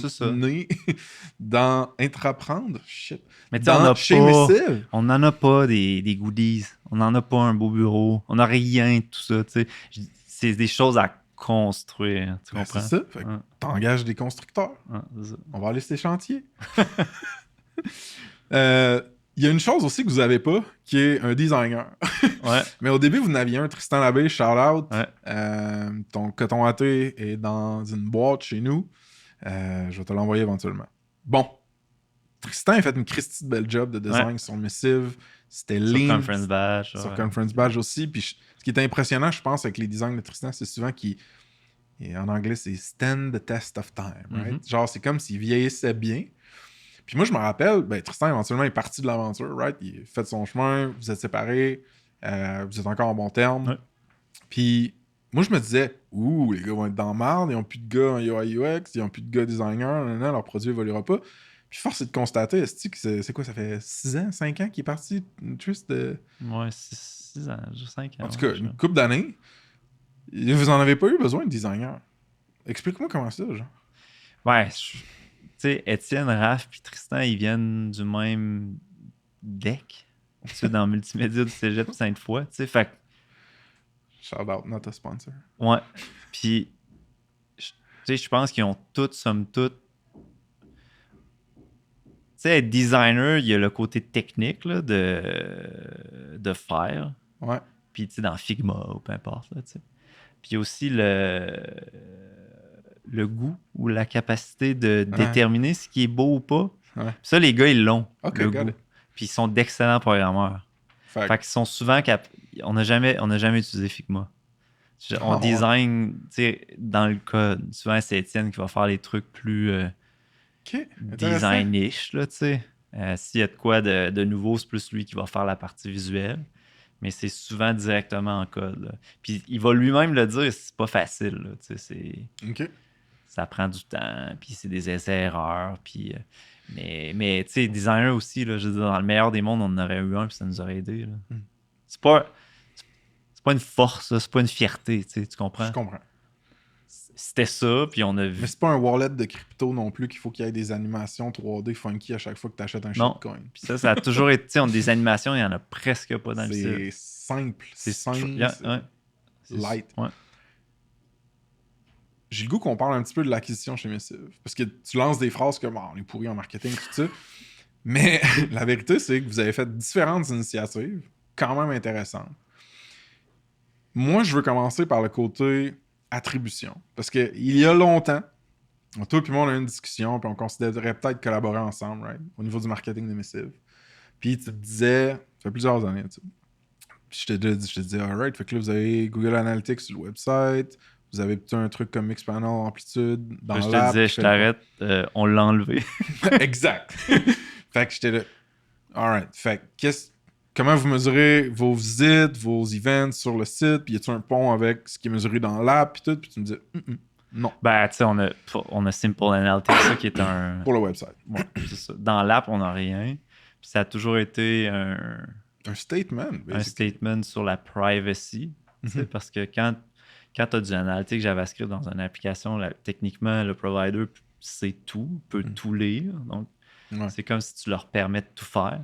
Puis vous, c'est des courriels quand même. Ouais, c'est des courriels. C'est quelque chose qu'on n'était pas à l'aise avec ça. Puis, tu sais, on a jamais eu de la misère à prendre ce genre de décision-là. Tu sais, on se disait, c'est sûr qu'on peut réussir sans ça. Puis, aussi, Analytics, je l'ai eu longtemps sur mes sites web. Je l'ouvre, je regarde les chiffres et je ne change pas mes décisions. Je me suis dit, au final, ça sert-tu vraiment à quelque chose? Quand t'es fil, ça sert à rien, là, mais ça peut servir à... Non, encore une fois, c'est un peu comme la liste de choses. Exact. Si tu mets pas le temps pour comprendre les chiffres, ça, c'est bon. Si tu y vas superficiellement, ça sert-tu à de quoi? Évidemment, tu sais, tu comprends? Ouais. Nous, on était dans la superficialité, on n'avait pas le temps. Fait que on se disait, regarde, on l'enlève, on fait un statement, on peut même faire un blog post, on peut même en parler, l'utiliser comme marketing. L'utiliser comme marketing, dire, regarde, nous, on n'en a pas. Puis ça devient comme une force. Comme la journée dans Missive, tu avais du read tracking. Tu peux envoyer un email, voir si les gens ont ouvert ton email. Puis quand GDPR est sorti, on s'est comme. Puis il y a comme un moment donné quelqu'un qui nous a écrit là, j'ai envoyé un email, puis il nous a comme décrit une situation un peu weird, là, genre avec sa blonde, je sais pas trop, là, une affaire genre wow, ok, on va penser à ça, nous autres, là. Puis on a comme fait, ouf, je sais pas, c'est vrai, privacy-wise, tu sais. C'est de la gamique technologique, tu sais, ça marche une fois sur 3, mais les gens, ils veulent juste s'acheter l'idée que ça marche, parce que techniquement, le monde peut lire ton email puis tu le sais pas, là, ils ont juste bloqué les images. Si tu utilises Missive maintenant, on les bloque, les read trackers des autres. Fait que les autres le savent pas, tu sais. Ah, ça, je suis content de l'apprendre, en fait, d'autres. Ouais, ben pas toutes, parce que tu peux toujours contourner, mais tu sais, si on détecte l'image à une pixel est transparente, on la met pas, on l'affiche pas, puis tu peux même voir. Fait que tu le vois, souvent ça peut te permettre de. Il y a même une rule action condition. Tu peux dire si le email contient un read pixel, spam. Ouais, tu peux faire ça. Excuse-moi, ça me fait. Mais, hey man, on était où avec nos skins, nous autres là? Je sais pas. Ah oui, je sais. Privacy Analytics, attribution. Ouais. Fait que vous avez fait un statement, puis ce qui est cool, c'est justement, c'est que souvent, tu peux utiliser ces choses-là si tu fais un peu de judo, puis dire, j'aurai moins d'analytics, mon attribution d'une espèce de funnel de conversion sera pas vraiment là. Mais attends un peu, si je switch ça en contenu, en post sur social, si j'embarque dans des conversations qui parlent au niveau de la privacy puis du data management, ben là, je score les points dans le livre de plein de personnes, puis ça devient un levier d'acquisition. Ouais, clairement. Fait que ça, j'ai toujours trouvé ça intéressant, que vous ayez justement les guts de le faire, le move. Puis pas le faire à moitié. Je pense, je me rappelle plus trop, mais tu sais, qu'on l'a enlevé, je pense qu'on a été sur le front page d'Hacker News ou... Tu sais, souvent, sur Twitter, encore aujourd'hui, les gens vont suggérer Missive parce qu'on bloque les read trackers. Exact. Tu sais, fait que ça fait... Puis... Évidemment, c'est tout le temps nos meilleurs clients qui viennent de ces livres-là, je sais pas, mais ça fait du SEO, ça fait du jus, tu sais. Ça fait que l'autorité de Missive est quand même élevée malgré le peu d'énergie qu'on a mis là-dedans. Tu sais, je sais que ma belle-sœur qui travaille en marketing, elle était comme tout le temps là, ton site web, là, je l'ai mis dans Ahrefs, là, puis nous, on est 8 à travailler là-dessus, vous avez un meilleur score que nous, là. Ouais, mais il y a quelque chose qui est arrivé au niveau de Missive, c'est qu'il y a eu moi, ce que j'appellerais une flambée du bouche à oreille à quelques reprises différentes. C'est-à-dire que les fois qu'avec un post ou une décision, peu importe, vous faites top d'Hacker News, vous arrivez sur de plus en plus de radars. Puis là, quand tu arrives sur ces espèces de top d'écosystèmes de contenu-là, souvent, c'est repris dans un paquet d'autres articles, puis tout ça. Puis c'est vraiment des boosters de domain authority qui vont générer un paquet de mentions, un paquet de backlinks. Puis je me rappelle, vous aviez des influencers dans le monde de la tech qui faisaient des reviews du produit ou qui mentionnaient le produit dans West Boss, le doute de syntax.fm. T'es comme, chantait votre praise sur Twitter, tout ça. Fait il en parlait sur son blog, probablement, ou sur son site perso. Fait que tu sais, ça, c'est vraiment une flambée du bouche à oreille qui vient de la qualité de votre produit, qui ensuite génère des résultats de marketing et de SEO, comme Elisabeth disait. Ouais. Shout out Elisabeth.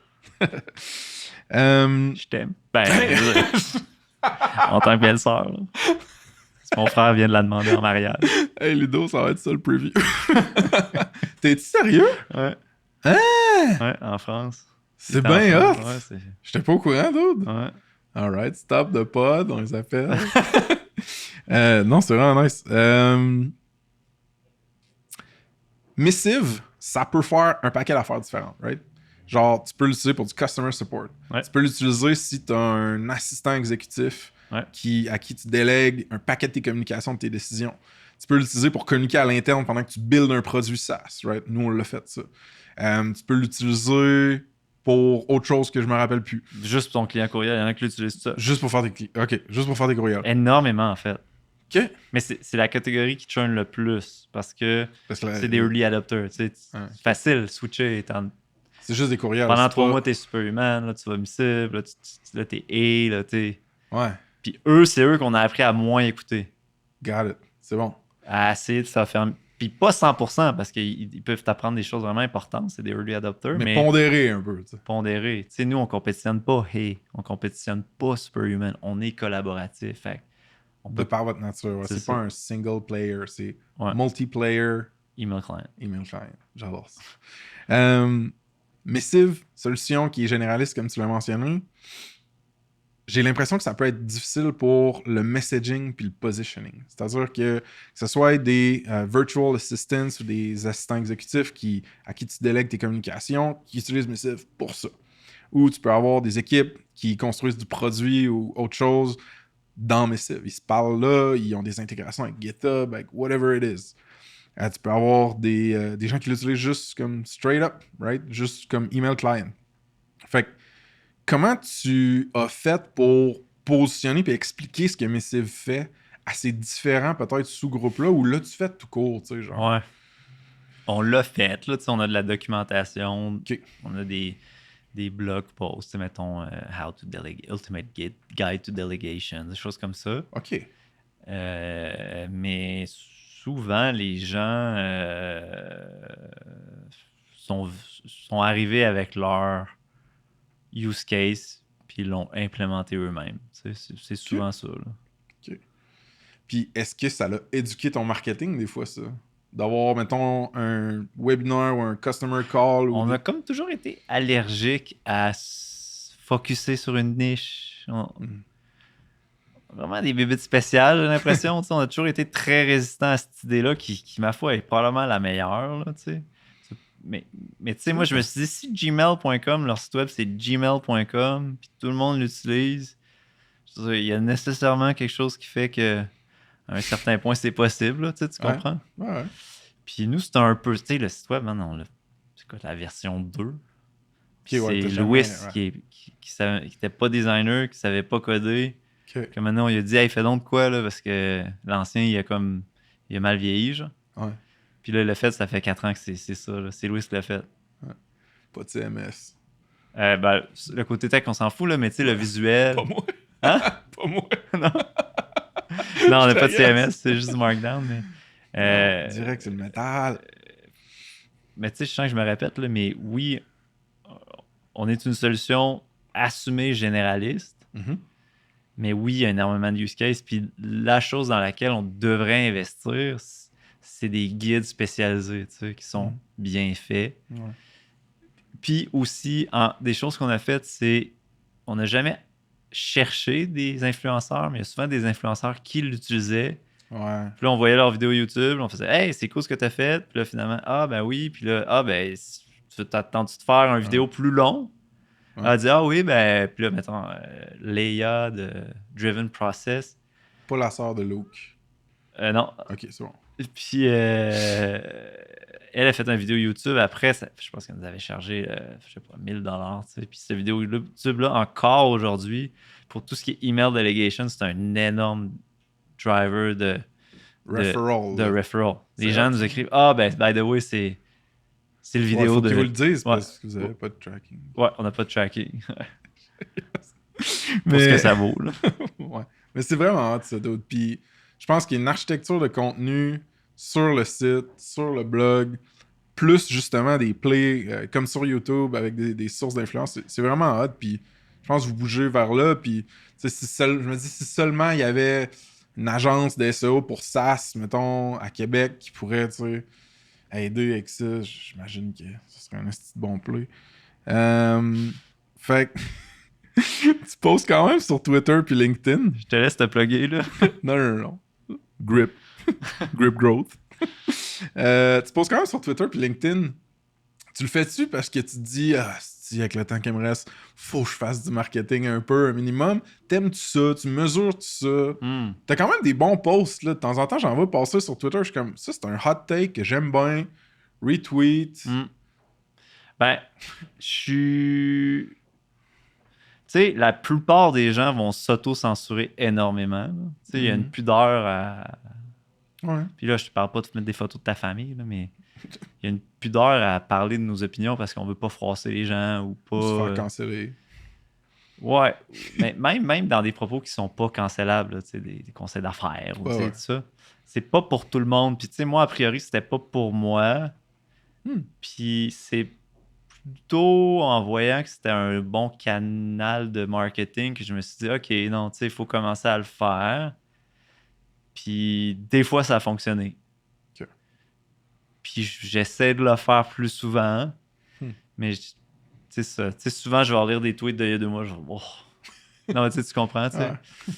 Moi, je suis quelqu'un qui change d'idée rapidement. Dans ma tête, je me parle à moi-même. Je suis capable de prendre toutes les positions. Puis, tu sais, je pourrais être le porte-parole d'un des côtés ou de l'autre.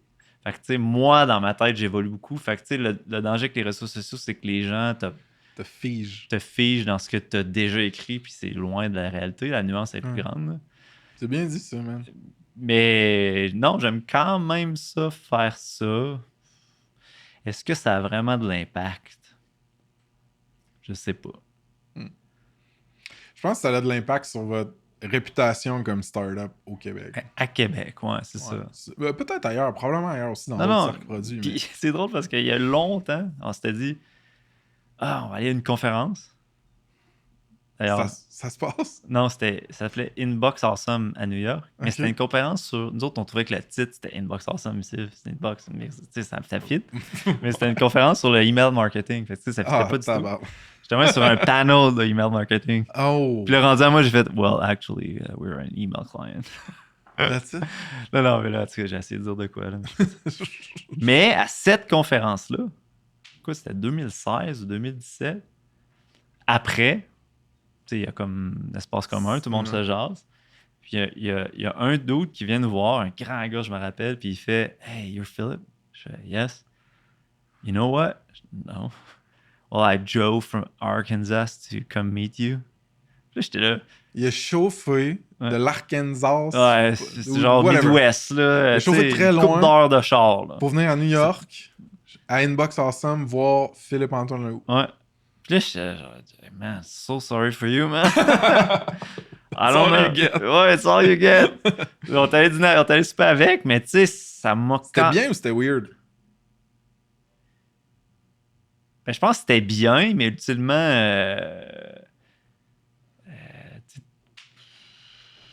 Mais ça, c'est fou, hein, parce qu'il y a une narrative sur toi qui vit dans la tête, ou sur toi, sur Missile. Non, mais quand t'es pas. Quand Quand tu rencontres pas les gens, ce qu'on n'a pas fait pendant longtemps, puis il y a quelqu'un comme ça qui arrive de nulle part, tu fais comme.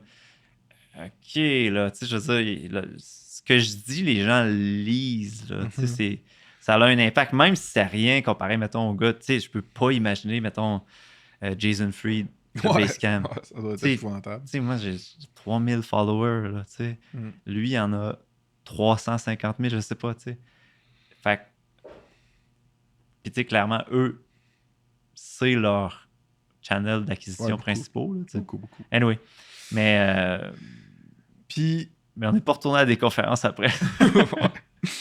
mais c'est un beau signal, je trouve. Il faut le prendre aussi dans le positif que ça donne. Mais en ce moment, le pricing de Missive, ça ressemble à quoi pour le fun?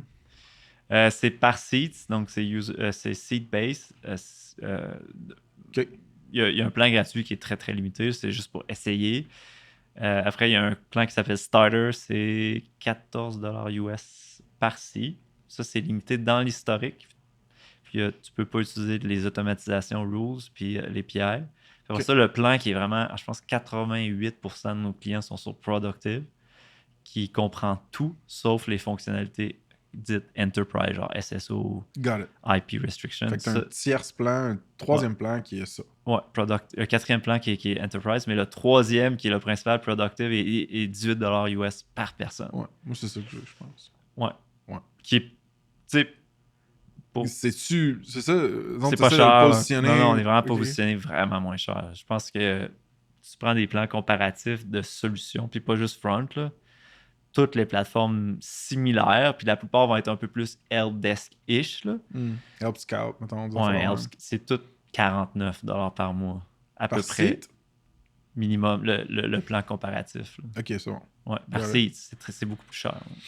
Puis, justement, t'as parlé un peu du fait que il y avait quelqu'un qui t'avait reconnu, whatever, ou que t'as été dans une conférence, mais moi, ce que j'ai toujours trouvé cool, c'est que, en fait, t'étais sur des podcasts, right? Pas le mien, évidemment, là.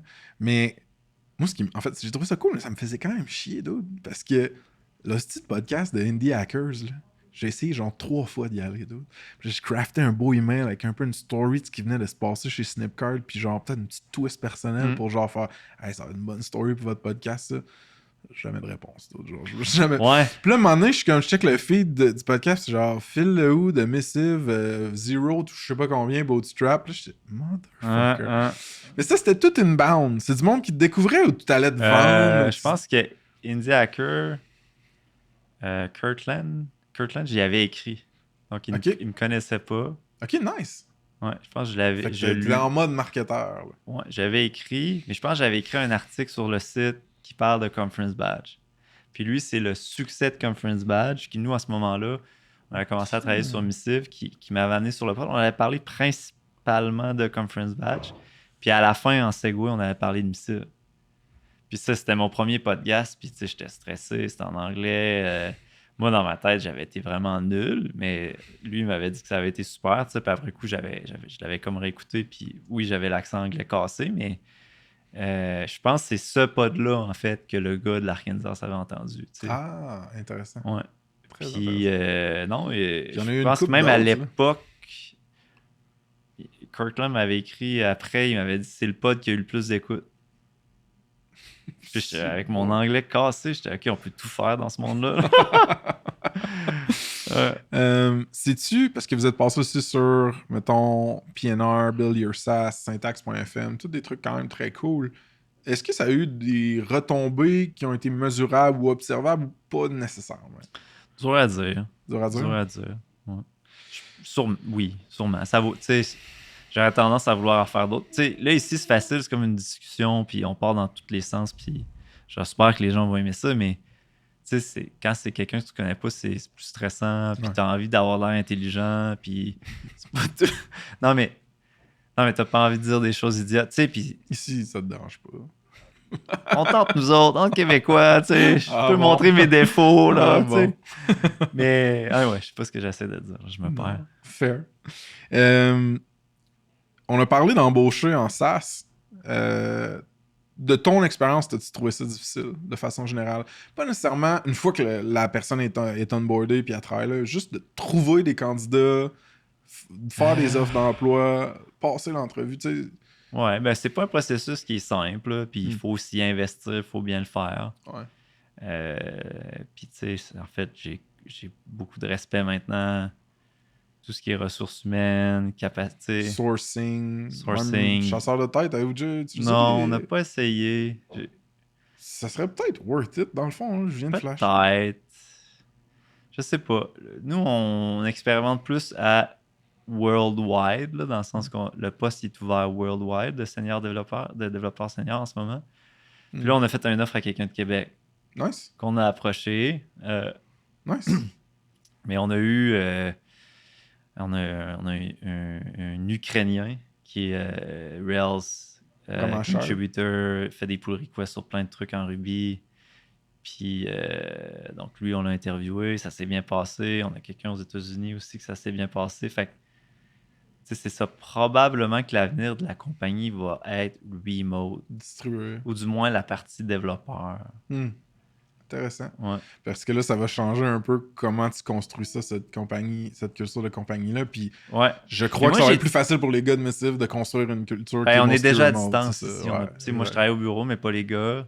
Ouais. Puis j'aime le côté des retreats. Mais tu sais, une retreat, quand tu te vois toutes les semaines, ça sert-tu vraiment à quelque chose? Mais une retreat, quand t'es remote, puis écrire, on s'est pas vu depuis 6 mois, exact, c'est cool. Là, puis t'as l'impression que la vision pour Missive, mettons, genre, mettons qu'on ouvre sur le futur, tu sais, t'as parlé d'innovation de produits, de scaler un peu l'équipe pour réussir à innover avec le produit. Si tu mostly là que tu t'en vas dans 1, 2, 3, 5 ans, genre. Ben, tu vois, dans les blog posts, tu sais, j'ai toujours fait des milestones, là, mettons à 1 million, 2 millions.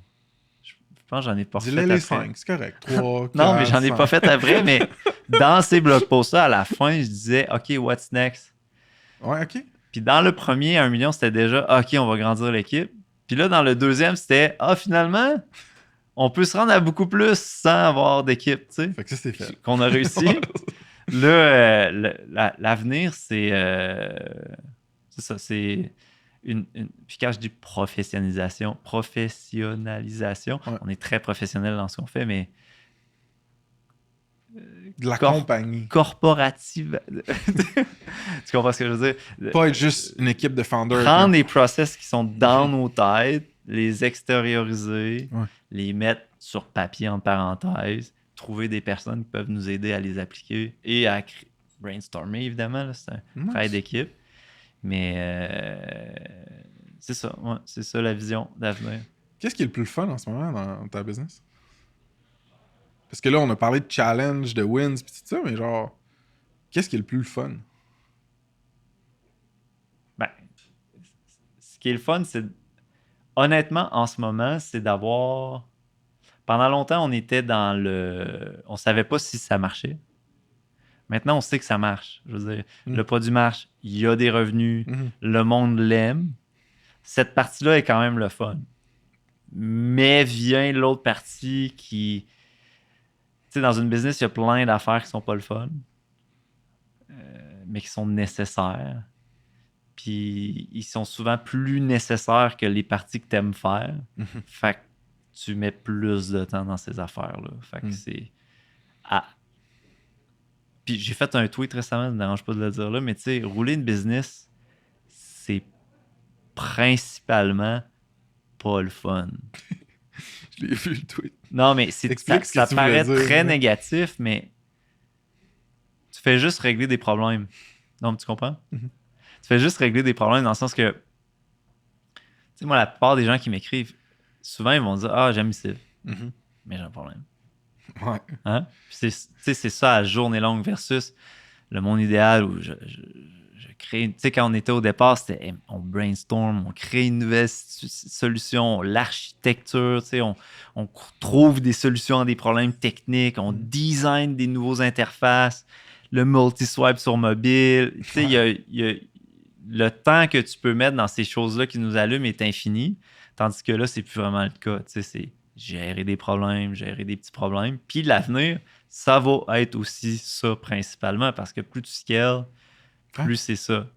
Mais d'un autre côté, il n'y a rien dans la vie qui n'est pas dur ou difficile, qui est nécessairement... Tout ce qui est facile pour moi est non satisfaisant. J'ai besoin de complexité, j'ai besoin de difficultés pour après coup faire « Hey, wow, shit, on l'a fait. » Fait ça valait la peine.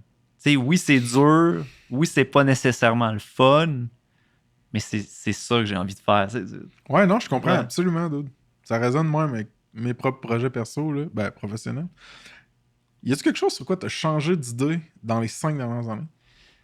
On en a parlé au départ de l'épisode, là, que